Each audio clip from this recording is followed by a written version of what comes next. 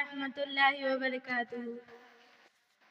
हुसूले दीन की खातिर जो बच्चे घर से जाते हैं, फरिश्ते पर बिछाते हैं, फरिश्ते पर बिछाते हैं। वो टुकड़ा इस ज़मीं पर नाज़ करता है, जहाँ पर बावजूद इंसान कोई कुरान पढ़ता है। बरसता नूर ऐसा है कि तारे जगमगाते हैं। बरोज़े हश्र नूरी तार सर पर जगमगाएगा,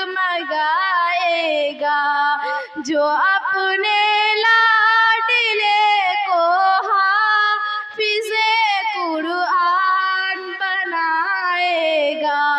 खुदा बख्शेगा उसको ये नबी मुजदा सुनाएगा।